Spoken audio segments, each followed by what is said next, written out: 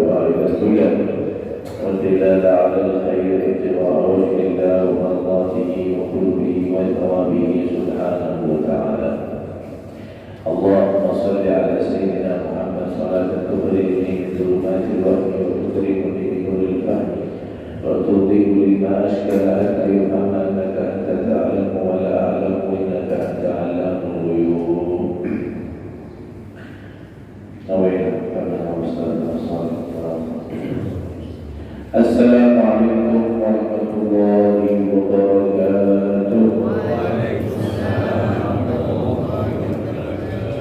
Alhamdulillah, wassalatu wassalamu ala sayyidina Rasulillah Muhammad ibn Abdillah al-qa'im bi huquqillah ma dhaqat illa wa qadat Allah.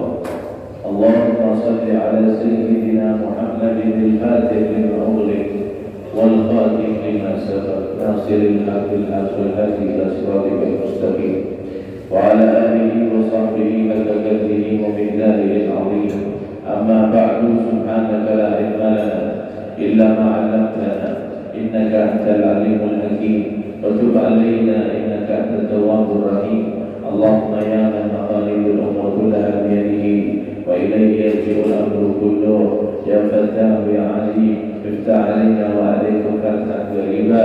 Rabbi ishrah li sadri wa yassir li amri wahlul 'uqdatam min lisani yafqahu qawli wahdi qalbi wa saddid lisani bihaqqin nabi sallallahu alaihi wasallam wa sahbihi wal ali. Rabbana atina min ladunka rahmatan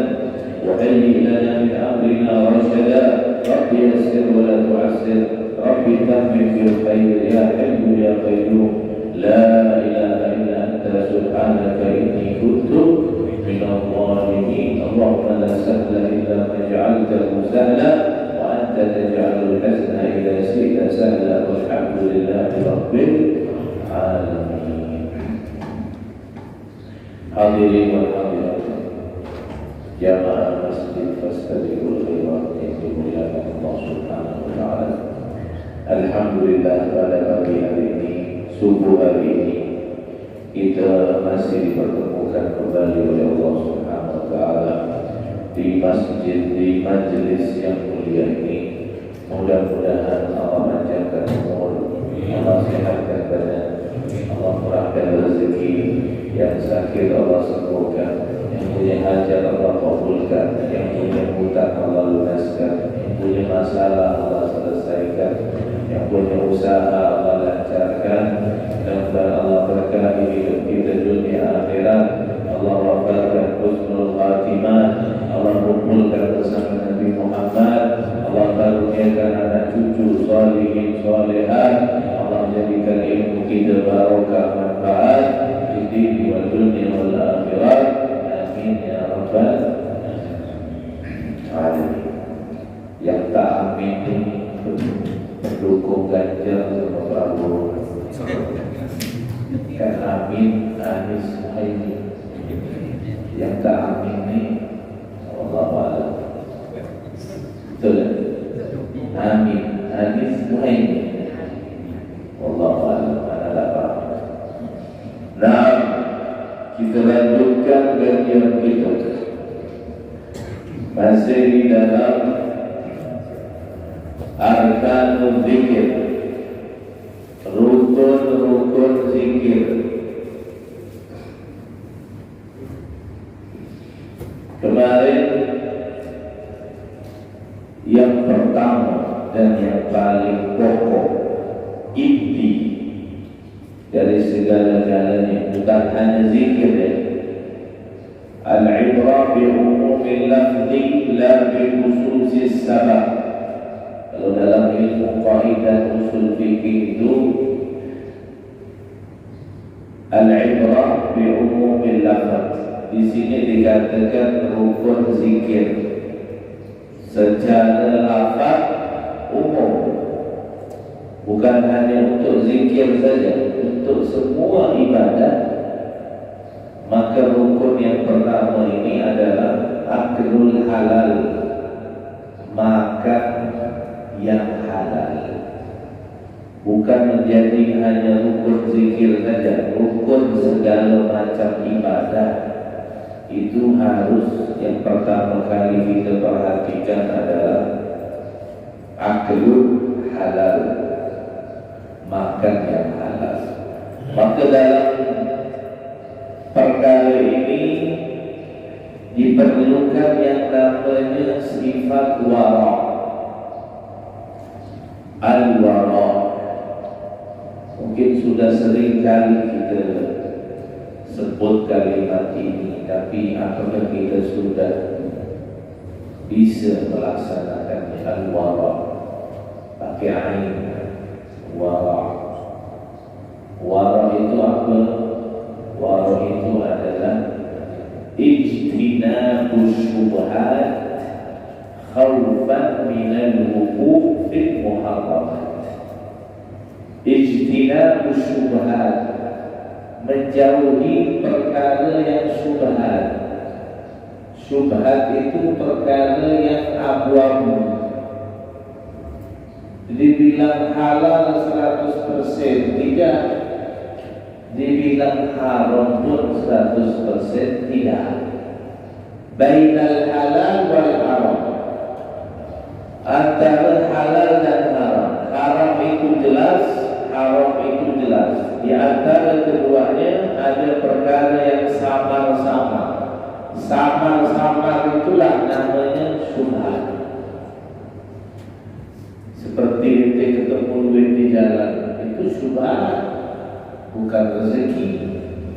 Kita mulai apa rezeki? Itu bukan rezeki, itu syubhat. Itu punya haknya orang. Kalau dalam ilmu fikih itu namanya luqata. Luqata. dulu foto itu barang temuan, maka ente yang memegangnya harus mengumumkan siapa yang memiliki barang ini sampai ketemu. Kalau tidak ketemu, tidak apa-apa ente simpan dan tidak apa-apa ente menggunakannya, tapi dengan ente harus berjanji kepada diri ente sendiri. Kalau seandainya nanti orang yang punyanya datang, tak apa, ente harus mengembalikannya. Tapi sebelum itu diumumkan terlebih dahulu. Bukan rezeki itu ya, bukan rezeki, kecuali jatuh dari langit langsung. Wah, itu baru rezeki. Kalau itu syubhat, bagaimana sikap kita terhadap perkara syubhat ini? Ini permasalahan jangan main-main, ini permasalahan inti. Banyak orang tak peduli masalah ini. Yang penting dia ke masjid, yang penting dia sholat, dia tak peduli dari mana dia mendapatkan pendapatan sehari-hari yang dia makan, yang dia minum. Jujur saja, ini kayaknya sudah lumrah di masyarakat. Dulu pernah ngajar di Masjid Jami di Kampung Dalam, Masjid Jami Sultan. 4 tahun anak ngajar di sana. Malam Sabtu pada Maghrib, walaupun anak sudah keluar, anak kasih kawan dan tidak anak pindah di Masjid Al-Mujahid di Mulu-Mulu malam Sabtu. Dulu ada ngajar di sana. Hampir semua jamaah yang hadir itu bandar semua. Yang hadir, sini tak tahu ni bandar waktu. Semua anak tahu simpulan. Wah, anaknya di pondok semua. Bahkan anaknya yang belajar di Al-Quran sana. Jadi dia mikir yang penting ada sholat, yang penting ada hadir majlis sama habaib, sama ulama itu, Masya Allah. Tapi hasilnya haram, percuma. Zikirnya, sholawatnya, Qurannya, doanya, ibadahnya tidak diterima oleh Allah Subhanahu Wa Taala. Mungkin hanya pengen dilihat manusia saja di masjid, dia hadir taklim, anaknya mondok, dia dekat sama ulama. Ini yang perlu diperhatikan nih, masalah perut ini, aklul halal. Makanya syubhat, warok itu adalah menjauhi perkara yang syubhat, khaufan minal wuqu' fil muharramat, karena khawatir akan terjerumus ke dalam perkara yang haram. Jadi warok ini bukan menjauhi yang haram, tapi menjauhi yang syubhat dulu. Apalagi yang haram. Baman waqa'a bi syubhat faqad waqa'a bil haram. Barang siapa yang jatuh di dalam perkara yang syubhat, maka lama-kelamaan dia akan jatuh ke dalam perkara yang haram. Wa man yattaqa syubhat faqad istabra'a min dinihi. Siapa orang yang menjauhi perkara syubhat, maka dia telah menyempurnakan separuh agama. Ini kopi ini mantap. Dapat hidayah dari pengurus masjid. Alhamdulillah. Nah, Sayyidatuna Aisyah, istri baginda Nabi besar Muhammad sallallahu alaihi wasallam, beliau mengatakan, innakum la taghfuluna 'anil wara' wa huwa afdalul ibadah. Kalian ini, kata Aisyah, kalian ini sebenarnya teledor, lupa, lalai dari perkara warok. Padahal warok ini adalah paling afdalnya ibadah. Kenapa warok ini paling afdalnya ibadah? Karena karena semua ibadah tidak akan diterima oleh Allah Subhanahu wa taala kalau kita tidak memiliki sifat wara. Maka sifat wara ini penting. Semua keutamaan zikir yang sudah Anda sebutkan itu tidak akan bermanfaat kalau kita tidak memenuhi rukun zikir yang pertama ini, yaitu aklul halal, makan yang halal. Lebih baik ente mengembalikan duit 1.000 rupiah yang syubhat atau yang haram daripada ente harus bersedekah 1 miliar. Lebih baik mengembalikan yang haram atau yang syubhat daripada harus bersedekah 1 miliar. Ini harus diperhatikan masalah ini. Pernah ada seseorang datang kepada Al-Imam Sufyan Ats-Tsauri. Dia tanya tentang keutamaan sholat di shaf awal, shaf pertama. Ya kan? Su'ila an fadli shafil awal. Imam Sufyan Ats-Tsauri ditanya tentang keistimewaan orang yang sholat di shaf pertama. Biasanya kalau orang tanya keistimewaan kan pasti jawabnya ada hadis tentang ini, fadilahnya sekian, pahalanya sekian. Tapi beliau jawabnya tidak begitu. Beliau bilang apa?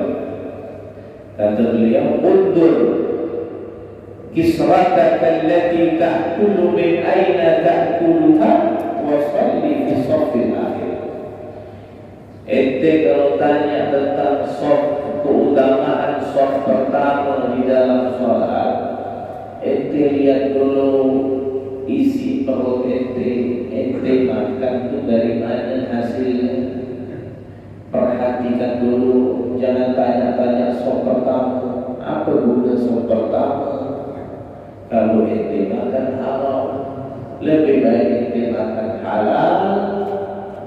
Sholat di shaf akhir pun itu lebih afdal. Lebih afdal di shaf akhir tapi makan halal daripada shaf pertama tapi makanannya tidak halal, tapi lebih afdal lagi shaf di pertama dan makan halal. Artinya beliau mengajarkan tentang wara. Jangan hanya fokus ibadah saja, tapi fokus bagaimana caranya supaya ibadah ini diterima oleh Allah Subhanahu wa taala. Jangan sampai ada kata-kata yang penting ibadah, urusan terima tak terima. Ya, itu salah. Kita berusaha bagaimana caranya. Tapi dalam fikih itu ada rukun, ada syarat. Itu harus kita penuhi biar ibadah kita diterima oleh Allah Subhanahu wa taala. Siapa yang tidak mau diterima ibadahnya? Semuanya mau diterima ibadahnya. Ya kan? Kalau tidak diterima, ya sia-sia. Maka Imam Sufyan Ats-Tsauri itu mengajarkan orang tentang kalau ada orang yang selalu membersihkan jasadnya dari perkara yang najis, membersihkan dirinya dari perkara yang jijik, yang kotor, tapi masih makan haram, itu diibaratkan mohon maaf tanpa mengurangi kemuliaan masjid ini seperti binatang anjing. Ente tahu anjing kan? Anjing itu kalau kencing dia ngangkat kaki kan? Hah? Pernah nengok anjing kencing kan? Gimana kalau dia kencing? Ini bisa meraktekan kan? Dia pasti ngangkat kan? Kaki sebelahnya betul. Ngangkat kaki. Kenapa dia ngangkat kaki? Hah? Kenapa anjing itu kalau kencing ngangkat kaki itu kenapa? Karena dia takut air kencing itu kena ke dia. Tapi tak sadar tiap hari yang dia makan najis. Tapi itu takut najis kena tubuhnya. Tapi tiap hari yang dia makan najis. Dia tak mau makan najis, tapi takut najis terkena tubuhnya. Nah, inilah ibarat orang membersihkan tubuh, istinja, berwudu, mandi, bersih, tapi makan haram. Betul tak? Itu kan seperti anjing. Kencing angkat kaki, takut air kencing itu kena dia.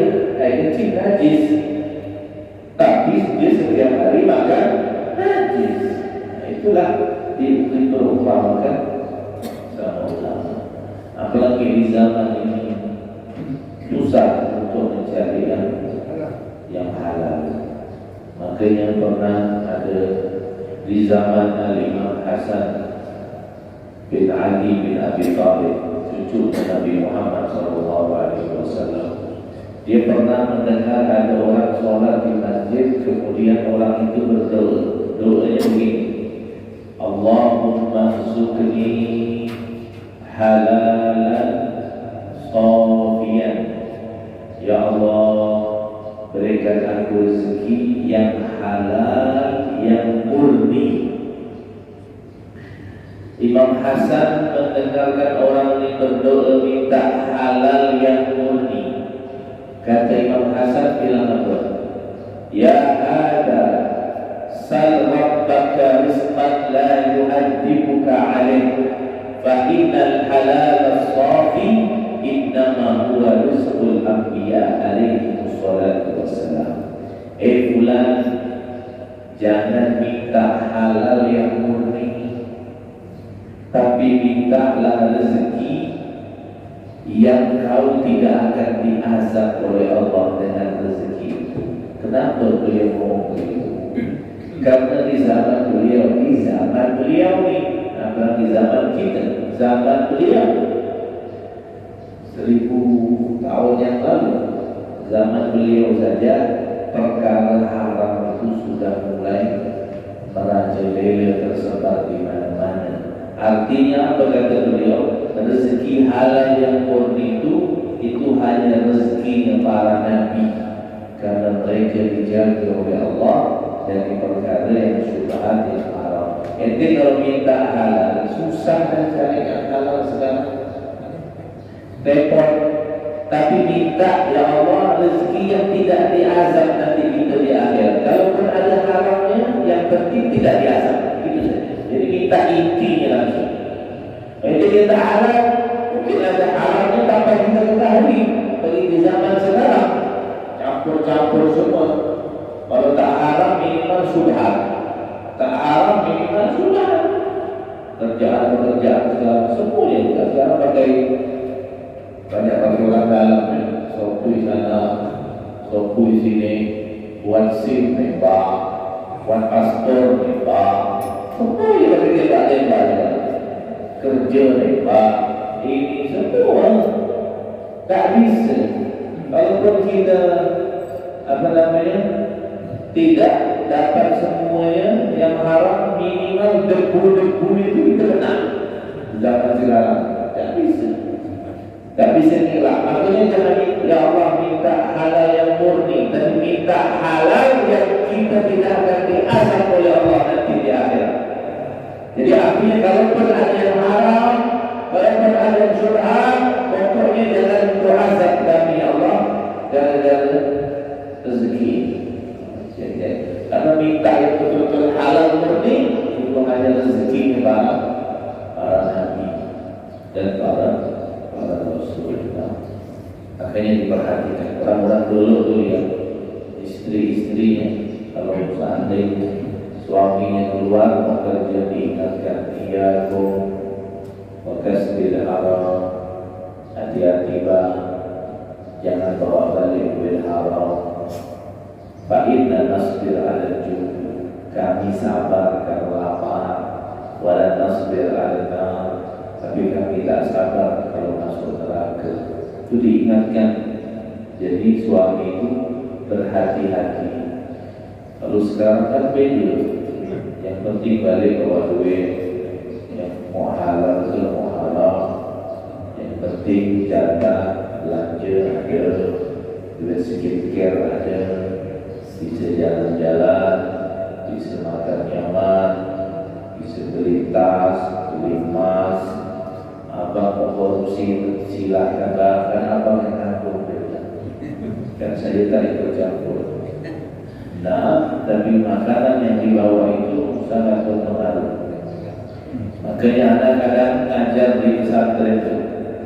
Kalau ada budak yang berpal, hafal susah, belajar susah, bangunkan tahajud payah, kabur terus kerjaannya.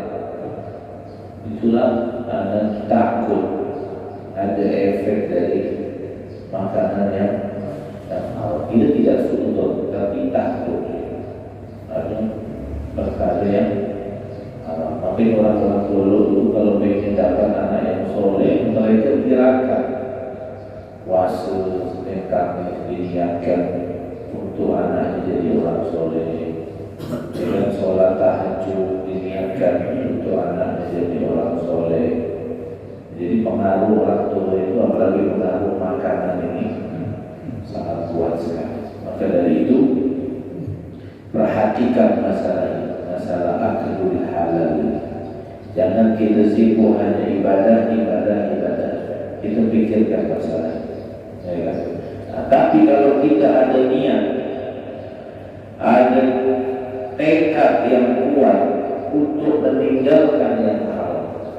Ya, ada saudara-saudara kita ini yang sudah terperangkap di dalam perkara yang haram, pekerjaan yang haram, yang dia sulit untuk meninggalkannya. Tapi kalau seandainya dia punya tekad yang kuat untuk meninggalkan yang haram, pasti nanti Allah akan ganti yang halal, yang baik, yang lebih banyak dan lebih berkah. Kalau dia yakin, karena tak semua orang yakin dan tak semua orang mampu, ya kan? Yang dia sudah terperangkap di dalam pekerjaan yang haram, susah untuk keluar karena dia harus mempertimbangkan begini. Imannya lemah. Kalau imannya kuat, dia akan tinggalkan. Pernah terjadi di zaman Nabi Muhammad SAW. Tak tahu mungkin pernah cerita atau tidak. Di zaman Nabi ada seseorang yang kerjaannya setiap hari mencuri. Tiba-tiba dia kepengen tobat. Akhirnya dia tanya, gimana caranya mau tobat? Aku setiap hari mencuri terus. Akhirnya kata orang bilang, coba kau pergi ke Madinah. Di sana ada baginda Rasulullah SAW. Pergi ke sana, kau datang mau belajar di sana. Insya Allah kau akan diberikan hidayah oleh Allah. Berangkat dari Madinah, sampai di Madinah, sampai di Masjid Nabawi, Nabi Muhammad sedang mengajar sahabat-sahabatnya.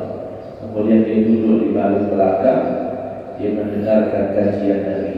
Kemudian Nabi di antara kajian yang membahas tentang ini, kata Nabi SAW, man tarakal haram makhafatallah abdalahullahu khairan minha wa halalun, atau kata Nabi SAW.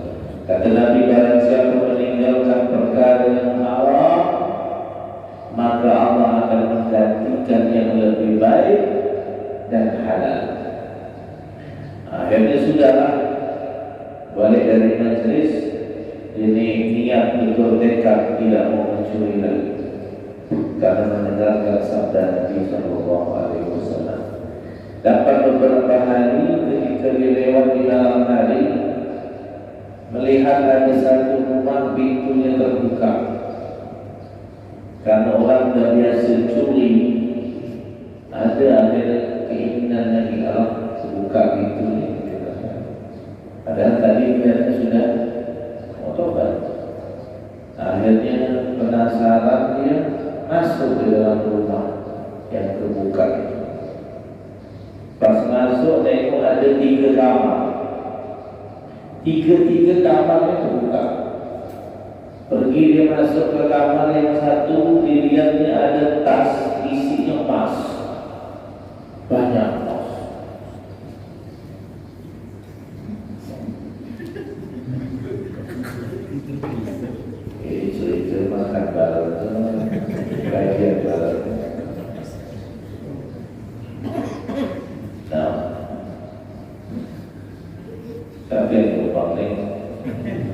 ada proyek tertentu masih peduli lah kira-kira ini. Awak nyari berbuat baiklah sampai orang mengira kamu nyari.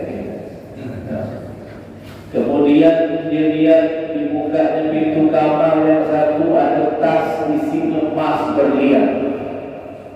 Cuma dia ingat pesan Nabi SAW, barang siapa meninggalkan yang haram, Allah akan ganti yang lebih baik. Akhirnya dia tinggalkan tas itu. Masuk di kamar sebelah, lihat ada koper isinya duit. Dia ingat lagi pesan Nabi. Akhirnya dia tinggalkan. Masuk kamar ketiga, melihat si pemilik rumah itu seorang perempuan lagi tertidur. Ya kan? Akhirnya dia mikir ni, bisa-bisa dia bisa melakukan perbuatan zina, tapi dia ingat pesan Nabi, dia tinggalkan. Dia keluar dari rumah itu, dia tutup pintu rumah, dia balik. Sudah dapat beberapa hari dia hadir di majlis Nabi Sallallahu Alaihi Wasallam. Seperti biasa dia duduk di belakang. Kemudian si perempuan yang punya rumah itu ikut hadir juga di pengajian ini. Kemudian dia bertanya kepada Nabi, "Ya Rasulullah, aku mau cerita sedikit boleh?" "Boleh," kata Nabi, "cerita." Akhirnya dia cerita.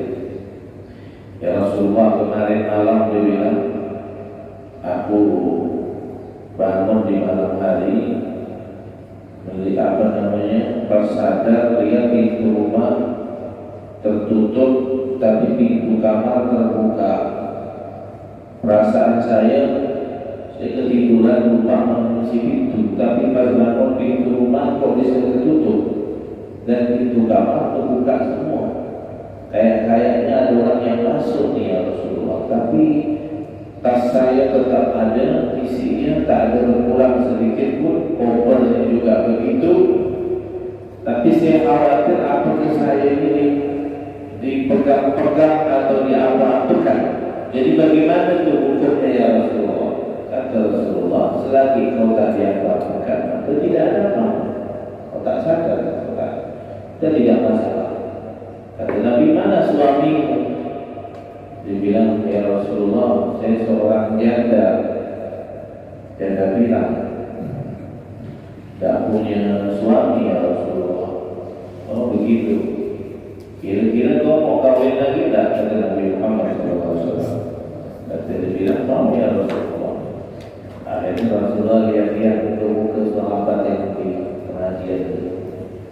Dilihat di paling belakang tu si pencuri tadi yang mau tobat. Dipanggil, yang belakang tu duduk tu, berdiri. Ente dah punya isteri yang belum? Belum. Mau tak kahwin? Mau ya Rasulullah. Akhirnya kita suruh maju ke depan.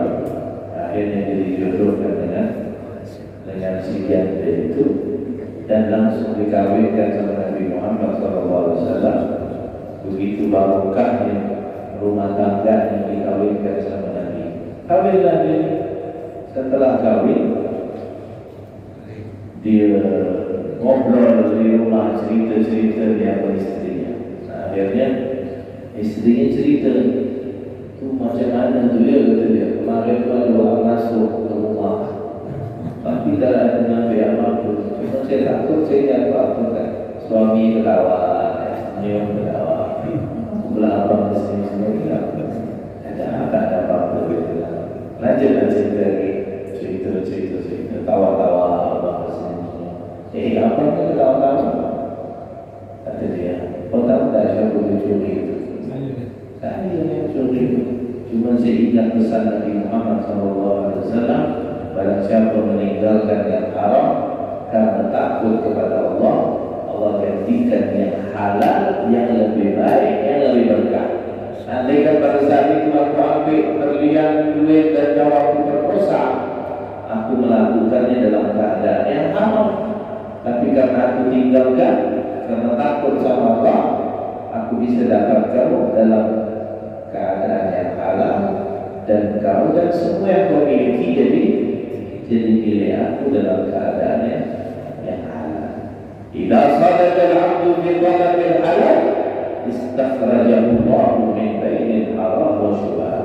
Kalau orang punya tekad yang kuat jujur untuk mencari yang halal, maka Allah akan jauhkan dia dari perkara yang haram dan perkara yang syubhat. Makanya kata Nabi SAW, An-nas arba'atu aqsam. Manusia itu terbagi menjadi 4 dalam urusan harta. Rajulun iktasabal mal min haram wa anfaqahu fil haram fadzalika finnar. Golongan pertama dapat harta dari haram kemudian dikeluarkan untuk yang haram, maka dia berada di dalam neraka. Yang kedua, iktasabal mal min haram wa anfaqahu fil halal wa dzalika finnar. Dapat harta dari yang haram tapi dikeluarkan untuk yang halal. Hasil korupsi untuk nyumbang masjid, ya kan? Hasil korupsi untuk berangkat haji, maka tidak diterima oleh Allah, tetap dalam neraka. Ketiga, warajulun iktasabal mal min halal wa anfaqahu fil haram. Yang ketiga kebalikan, dapat duit dari yang halal cuma digunakan untuk yang haram. Fadzalika finnar, maka dia juga berada di dalam neraka-Nya Allah Subhanahu wa taala. Tapi yang betul adalah warajulun iktasabahu min halal wa anfaqahu fil halal fa hadza huwan naji walakin ba'da hisab. Orang yang dapat duit dari halal kemudian dikeluarkan untuk yang halal, maka ini yang selamat, tapi dengan syarat setelah dihisab oleh Allah. Yang halal pun masih dihisab, apalagi yang haram. Yang halal pun masih dihisab. Maka Habib Abdullah bin Alawi Al-Haddad mengajarkan kita, kalaupun kita tidak makan yang haram, kita tidak dapat penghasilan yang haram, tapi perhatikan juga kepada orang yang memberikan sesuatu kepada kita. Ada orang yang suka ngasih kita hadiah, ngasih kita makan atau apa, maka kita perhatikan dengan dia. Gimana sikap kita terhadap orang yang memberikan sesuatu kepada kita, wabil khusus masalah makan.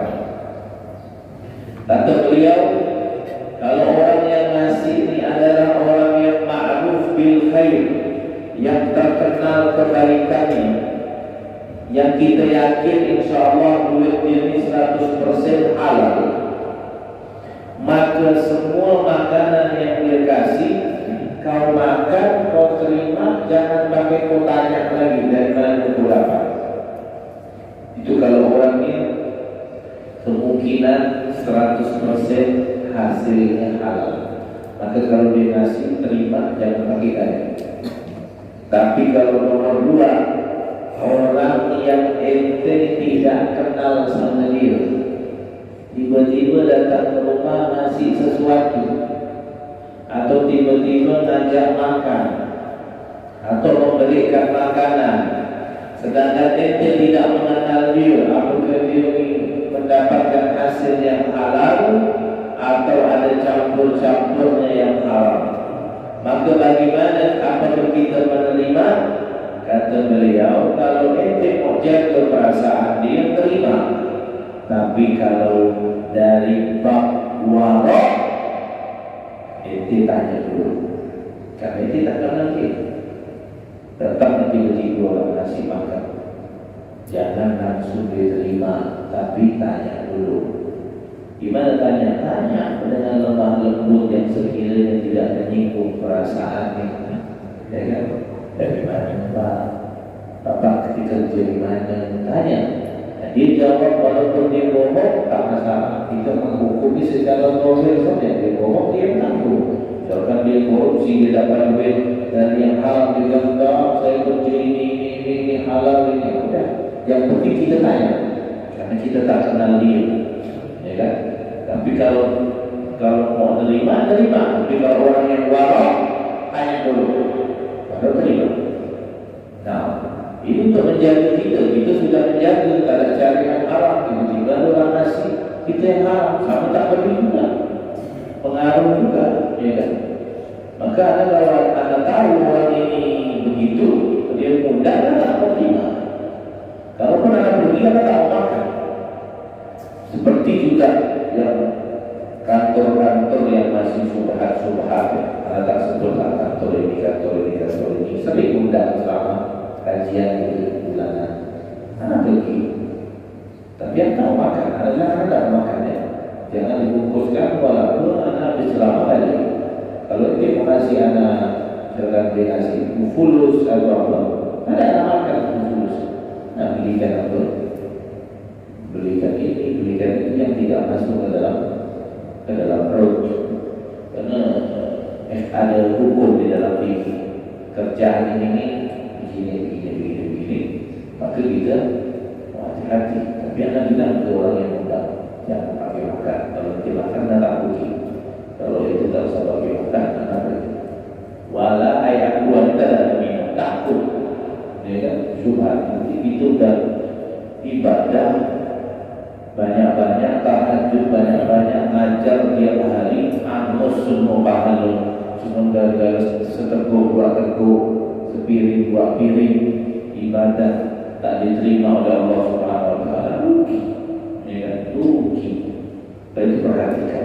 Tapi yang ketiga, orang yang sudah terkenal dia itu mendapatkan dari hasil yang haram, maka tak kala dia memberikan sesuatu kepada kita, maka kita tidak boleh menerimanya. Tidak boleh menerimanya. Minta maaf kepada dia, dan itu juga sebagai pukulan pelajaran bagi dia secara tak langsung. Kalau kita tolak, biar dia tahu dia mungkin dia tak terima karena kasih dari yang haram.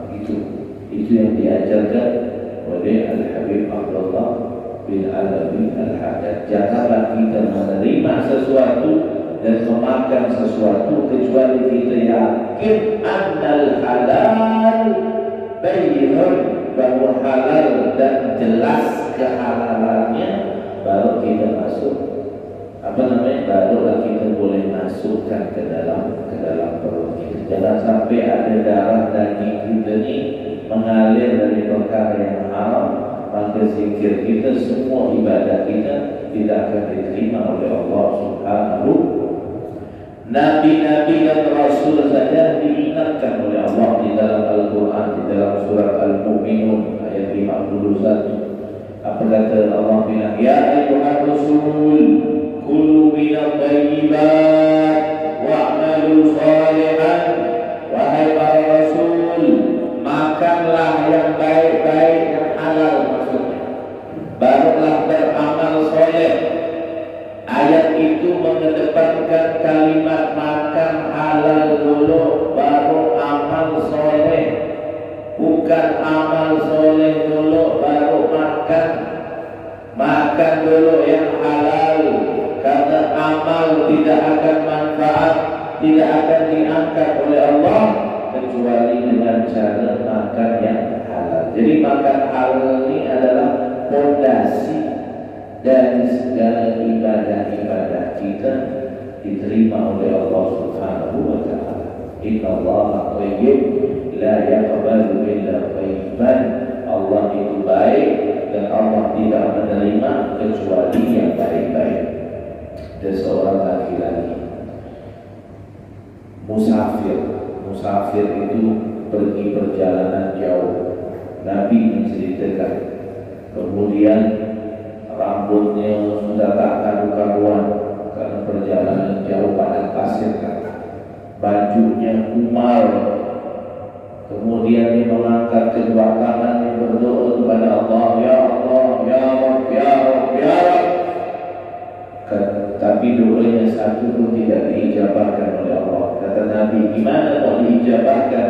Makanannya haram, minumannya haram, pakaiannya haram, diberi makan dengan perkara yang haram, maka bagaimana Allah akan mengijabahkan doa? Ini baju yang kita beli untuk pakai sholat ni, mukena ibu-ibu, ni sarung, kopiah, baju, semua ni. Kalau ada Rp1 saja dari yang haram ni, tak diterima sholat kita sama Allah. Rp1 ada yang haram. Beda dengan rosok. Apa rosok? Rosok tu pakai barang orang tak izin.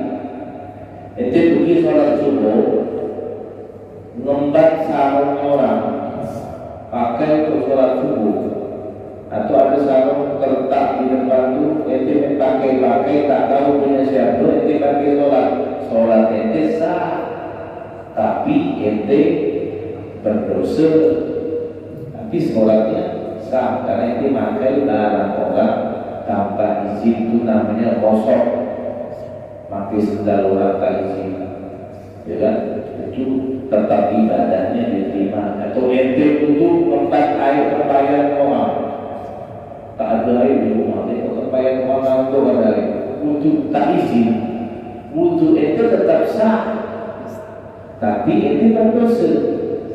Jadi dalam fikih itu ada haram yang sah, ada haram yang tidak sah. Nah, haram yang sah itu seperti itu, melakukan ibadah menggunakan punya orang tanpa izin.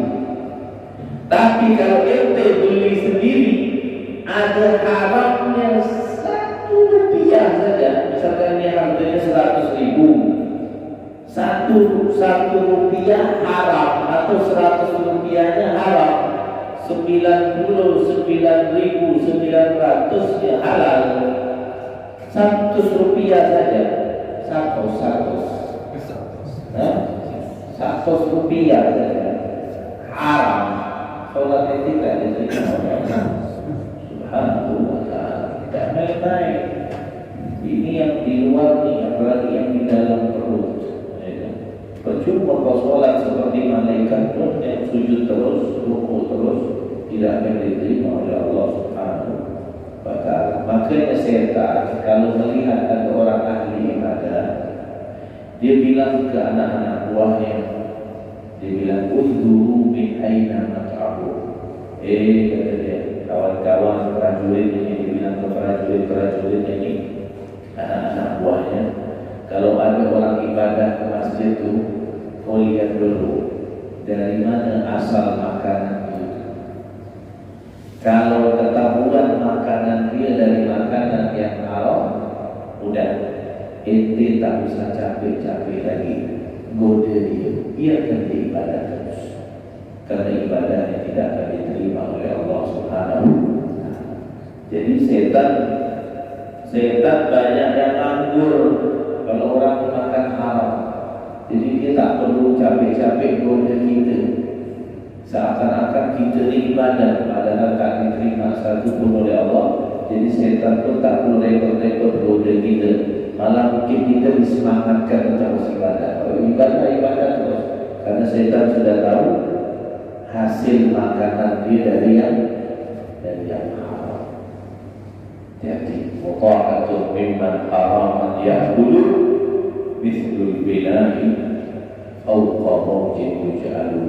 Ketaatan ibadah orang yang makan haram seperti orang yang membuat rumah di atas muka lautan, tak ada hasilnya, akan roboh rumah itu. Maka ini perkara yang sangat penting. Jangan sampai kita lalai dalam urusan ini. Seperti yang dikatakan Sayyidatuna Aisyah tadi, kalian lalai terhadap warak, padahal warak adalah paling afdalnya ibadah di hadapan Allah Subhanahu wa ta'ala. Kulu mimma fil ardi halalan thayyiban. Datang sahabat Sa'ad bin Abi Waqqas. Sa'ad bin Abi Waqqas ini termasuk 10 sahabat yang dijamin surga sama Nabi Muhammad. Dia bilang, "Ya Rasulullah, doakan aku supaya aku bisa menjadi orang yang mustajab doa. Kata Nabi SAW, ya Sa'ad, aqib mat'amak takun mustajabat da'wah. Wahai Sa'ad, perhatikan makananmu, insya Allah menjadi orang yang mustajab berdoa.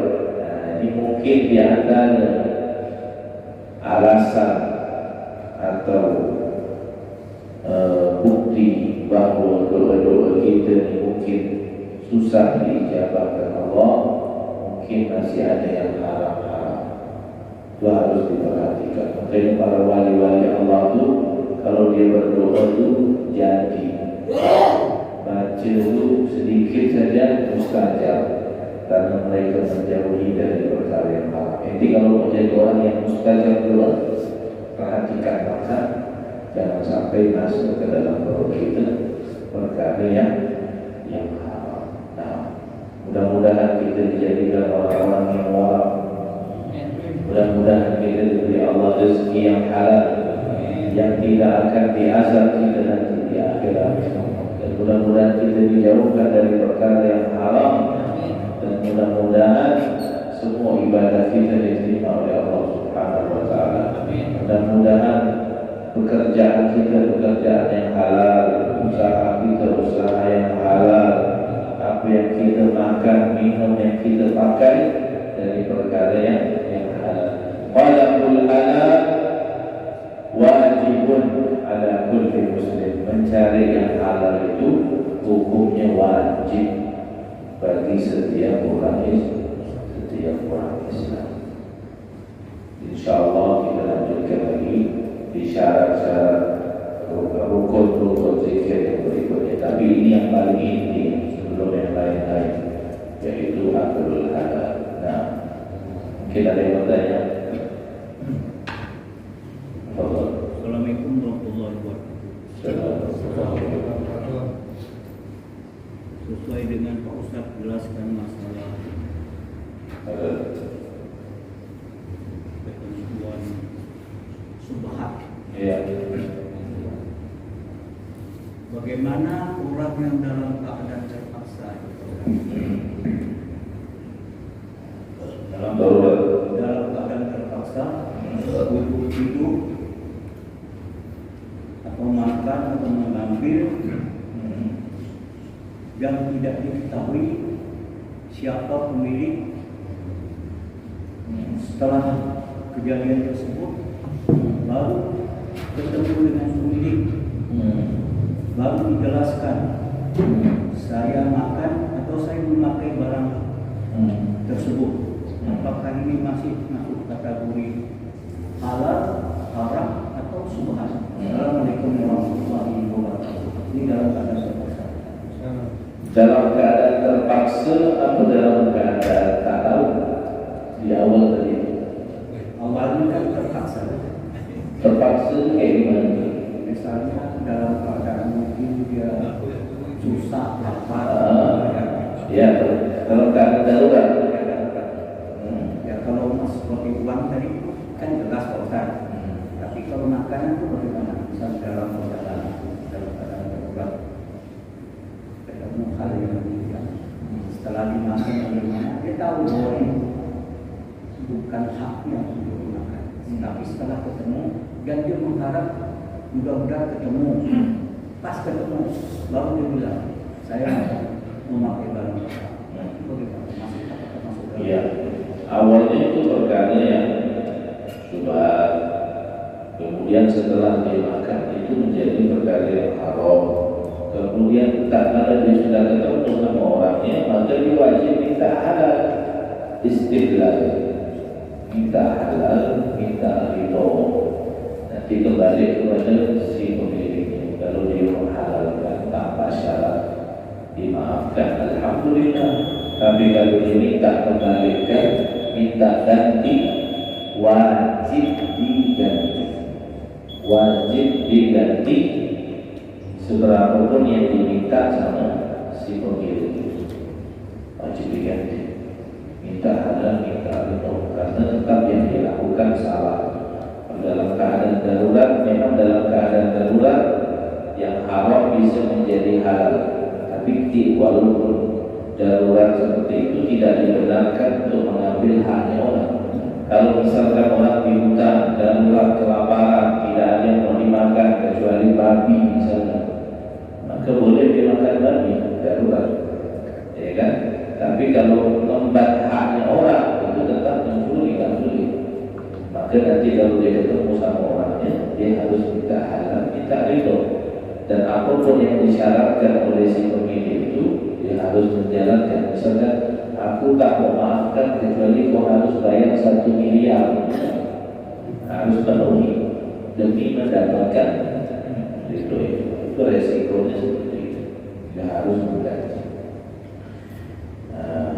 Dalam keadaan darurat sekalipun kemarin ya kan, tidak boleh, tidak dibenarkan mengambil hanya orang karena tidak berani mengatakan halal, itu tetap syubhat dan haram dan harus dia menggantinya. Betul, kira-kira begitulah. Nah, ada pertanyaan lain?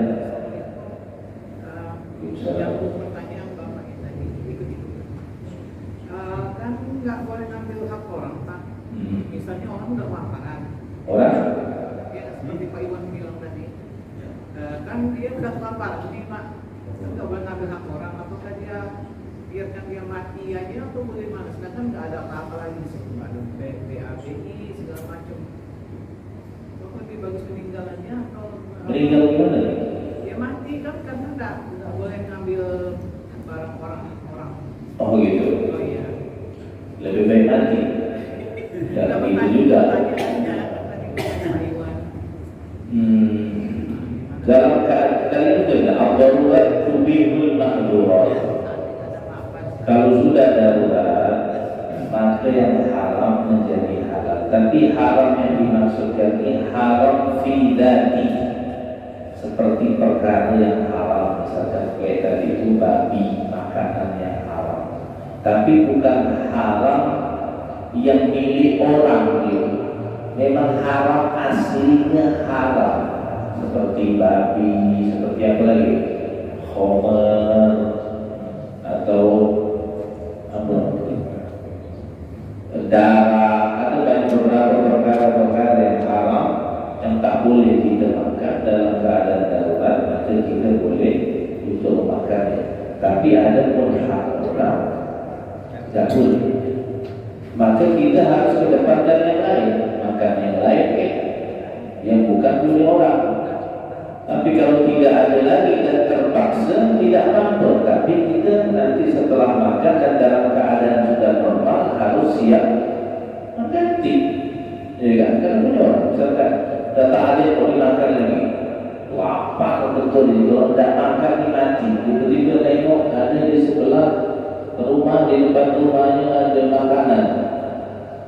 Ya kan? Tapi sebenarnya kenapa tidak mau izin? Nanti kan izin minta atau minta tolong kan bisa. Kenapa harus minta tolong? Kalau izin minta tolong. Tak mungkin orang tak tolong dalam keadaan ini sudah terdesak, tidak mungkin orang tolong. Tapi kalau memang tak ada orangnya, dimakan, nanti ini harus ganti. Tidak harus memilih lebih baik mati daripada ngambil punya orang. Dan begitu selalu bisa minta tolong. Kalau tak bisa minta tolong, maka tapi dia harus mengganti dan apapun nanti syarat dari orang itu nanti harus dipenuhi. Karena itu minta halal, minta ridho, ini yang nomor satu. Tidak harus mati. Karena dalam Islam menjaga nyawa itu sangat mahal sekali. Kita ambil, tapi kita harus menggantinya dan kita harus ketemu sama orangnya dan minta halal. Mungkin begitu saja. Jadi payah masalah kalau udah kepepet. Nah, ada pertanyaan lain? Halo, assalamualaikum warahmatullahi wabarakatuh. Hanya mau pertanyaan, saya juga seperti itu. Bagaimana kalau orang yang tidak membantah istilah yang kita salah haram nggak? Orangnya sudah tidak ada. Kalau udah orang udah tak ada, ahli waris.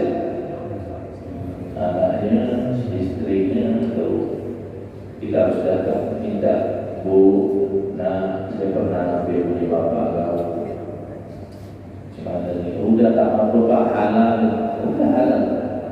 Dia bilang, oh iya tuh bapak itu, ganti lah Pak, ganti.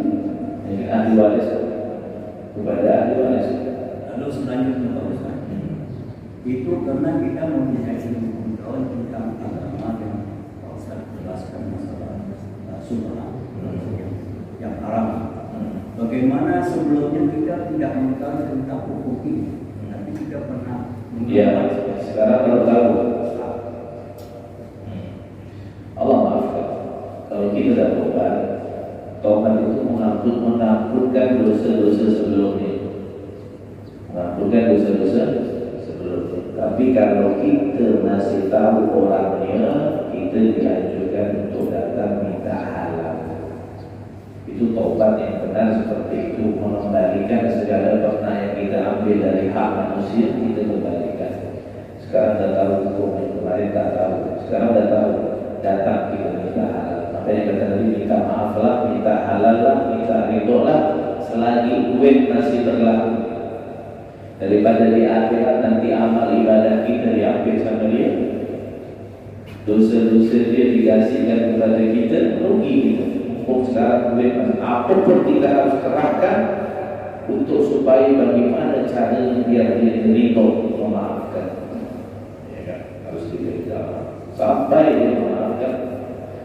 Kalau orang yang meninggal, kalau kita minta kepada ahli waris, kalau tak ada ahli waris, tidak, mohon kepada Allah, insyaallah memaafkan. Nah, seperti itu. Wallahu a'lam bishawab. Al-Fatihah.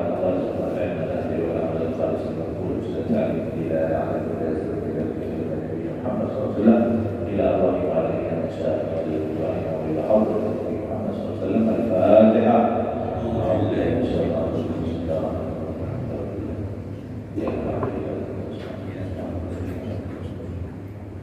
قال آمين.